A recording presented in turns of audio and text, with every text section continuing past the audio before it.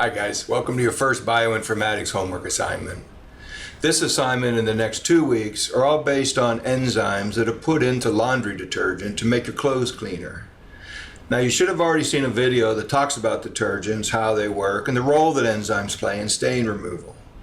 Now we're going to start looking at the sequences of those enzymes, and then we're going to look at the sequences of the genes that encode those enzymes. Now, the specific objectives of this homework assignment are to identify 3 different enzymes in Tide laundry detergent, use NCBI to define molecular properties of the enzymes, and then visualize and document 3D structures of detergent enzymes. Now, throughout these bioinformatics assignments, we're going to look at 2 types of biological code: the code that makes up DNA and the code that makes up protein. And you need to distinguish between these 2 when you're looking at these databases. The code of DNA is made up of 4 letters: A for adenine, C cytosine, G for guanine, and T for thymine, which make up the DNA, which encode the genes. The code for RNA is the same code, except in that case uracil is used instead of thymine.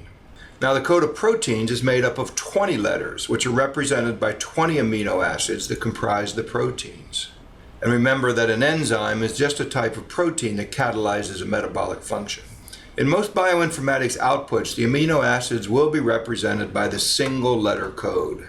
But for our assignments, we want you to answer using the 3-letter code because it's really closer to the full amino acid name and it makes more sense. Now you can use this slide in order to interpret the 3-letter code for your assignments, or you can go to this website and get the same information. Now these homework assignments will require you to fill out cells in an Excel spreadsheet. So if you haven't already downloaded the latest Microsoft Office suite to your computer, you need to do that now. The license is free and there's plenty of tutorials on how to use it. Okay, you'll find all the assignments on the Class Smart site under Assignments. Click on the first Bioinformatics Assignments, click on this worksheet. Now your task will be to complete this worksheet. There's 3 columns. I've given you the first one about alkylase. It's a protease. You need to explain these next 2, Duramil and Celluclean, by filling in these cells. Now the first 4 questions, the enzyme class, biochemical activity, stains, and the EC number, you can find that under this thing, which is the Novozymes Guide for Household Enzymes. So this is their list of enzymes that companies can buy to put into laundry detergent or dishwasher detergent or whatever they like. So what I want you to do is look through this list, look for specific trade names that are seen here, and then under the trade name it explains what the enzyme class is, what the activity, what the reaction products, and what the consumer claims are really what the stains are, what the thing's doing in the enzyme. So you can fill out the first couple of rows from that Excel straight from here. The one number that is important is this number right here, which is the EC number. The EC number is the enzyme commission number, and it's an official numeric classification system that describes an enzyme activity. The EC number has 4 digits that are separated by periods, and each represent a finer classification of an enzyme activity. The EC numbers can be important because it's a standard nomenclature that defines the activity of an enzyme, regardless of what it's called.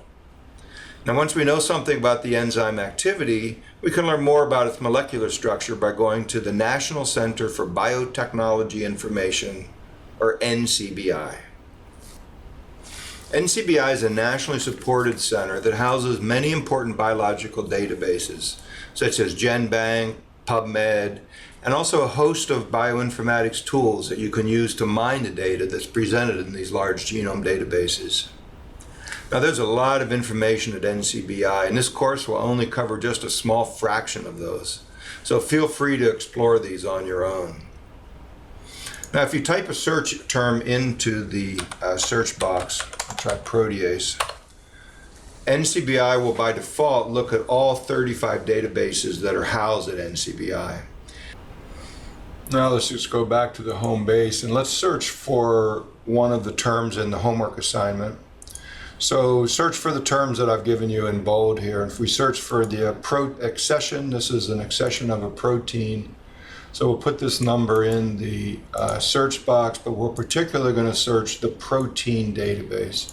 So slide down here to see protein, say search. You could also search all databases and then go to the protein results, or you can just key in what database you want to search for immediately from the search box, which is what we did. This comes up, it gives a GenPep view of the protein. We'll change this view later to look at different formats. The GenPep view gives you the size of the protein in amino acids. When the protein was described to GenBank, November 2007, the last update. The definition is the full name, subtillicin Carlsberg. This is recommended name, full recommended name. Now this protein was bioinformatically put together from many different sequences, and to recover all those sequences, that's what's under the DB source. So each of these represents sequences that this composite protein sequence is comprised of. As you scroll down, you can see the keywords. It explains something about the enzyme. It's a serine protease, so we know it's a protease because it cuts protein. Serine is an amino acid inside of a protein. It's one of the amino acids of proteins, and this protease cuts specifically at serines. If you look down to the source, this shows what organism this enzyme comes from. And if you click on that, you'll see a full lineage across the top that talks about this is the genus and the family. And as you look across here, each of those kingdoms will be described. And for your homework assignment, you want to say what super kingdom these enzymes are in. So you can find that by scrolling over. So in this case, it would be bacteria for the Bacillus licheniformis. As you scroll further down, what you'll see are references where the publication of this sequence has been put forward. This one's in the Journal of Biological Chemistry back in 1968 was the first time this was sequenced. So there's a lot of information about this enzyme. If we look at comments, it explains what the enzyme is about. Subtillicin is the name of the enzyme. It's an extracellular alkaline serine protease. Extracellular means it's secreted, it's released from the cells. It shows it down here again, being secreted. This is important for an industrial enzyme because it's a lot cheaper to process if it secretes the enzyme into the media than it is to try to break the bug apart. It's used as a detergent protease. It's sold under the name of alkylase by Novozymes. We know that. We saw that was the case. As you look down a little further, it'll explain what the gene is that encodes it. We'll look at this next week. The protein, what the protein is called, and the EC number. And again, you've already seen the EC number. But if you click on this EC, that'll tell you what that reaction is that enzyme 3,4,21,62 is doing, and it'll describe what that enzyme is about. The next section talks about features of the protein. In particular regions, it's known what those regions are doing functionally. So as you scroll down, the take home here is that there is a lot known about this enzyme, which you may guess since it's been studied for the last 50 years. As you get to the bottom, you'll find a sequence of the enzyme, and your homework assignment will ask for the first 6 amino acids of that sequence. And in later assignments, you're going to be asked to manipulate these sequences. If you just try to copy the sequence direct from here, what you'll find is you'll have these numbers in the sequence, which will screw up any software that's trying to deal with that sequence. So in that case, what you'll need to do is you want to reformat it into a FASTA format. And the FASTA format is a standard format for bioinformatics. It's used both for proteins and for DNA.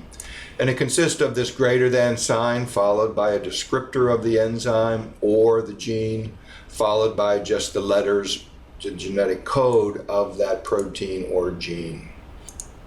Now let's go back to the GenPep view of this. What you'll see as you look over to the right is a section called 3D structure. This is where we'll find the 3D structural information about this enzyme. You can get the same information if you click down here, related structures. So either click there or up here. And what you'll find is a series of enzymes that have been crystallized. You want to look at the Excel table and make sure that you're looking at the same PDB ID number. This is the protein database ID number. In this case, it's 4C3V. So go ahead and click on this. That's once you get the right enzyme. Click on this, and now this is going to show you more of the structure of that enzyme, how it actually works. The picture to the left shows what molecules interact with this protein. And the protein is monomeric, which means there's only one copy of that protein involved. You'll see in another one of your proteins, 4 copies of the protein need to come together to work. This is a descriptor or a visualization of those interactions. There's only one protein, and the protein shown as the red dot, so there's one of those. But there are 7 chemical interactions that's happening in this crystal structure. And if you look down here, you'll see that 3 of those interactions have to do with sulfate ions. 3 of those have to do with sodium ions, and 1 has to do with a calcium ion. And when we look into this picture, you'll be able to see those. Now, in order for this next bit to work, you're going to have to download this file CN3D to your computer. So you're going to need to download this. Go ahead and do this. It's free, it's safe, and it'll allow you to look at these proteins. Now, once you've got that downloaded, when you hit View Structure, you'll see the ability to look at that structure and rotate it and see what that protein looks like. The types of fold in the protein are represented by these barrels or sheets. This is just the way the protein folds up. It's a representation of it. The protein shown as this squiggly line around here. When we looked at these interacting molecules, so here there were 3 sulfate ions that interacts. You can actually see those right here. Sulfate is SO4. There's a sulfur in the middle. There's 4 little oxygens around the outside of that. These are other interacting. These are the calcium, or these little balls in here that show what's interacting with it. Interesting feature of this enzyme of this viewer is if you look down here, here's the protein sequence of the enzyme that we're looking at. And if you're interested in particular regions of this protein, if you highlight that protein down here, the protein will be highlighted on the structure on where that part of the molecule is. You can imagine this is really important if you want to do some protein design work. You want to change specific binding sites. You want to know where those sites are located. Now, other ways you can view this molecule, if you go to Style, Rendering Shortcuts, puts it into just a little different way to look at these, either as tubes. The space-filled model tries to represent what the electron spheres look like. So for your homework assignment, what we want you to do is to take each of these 3 proteins, get a 3D picture like this, format in one of those 3 formats, 3 different pictures, 3 different formats. Save those as PNG file, save as, export it as a PNG. You can save that, and then you can copy paste that into your Excel sheet, put it at the bottom of the column that's relevant, do that for all 3 enzymes, and that's how you complete this assignment. Okay, that's it for this assignment. If you have any questions, ask your colleagues or TAs, use Piazza, go to the TA office hours. Good luck with it. Bye.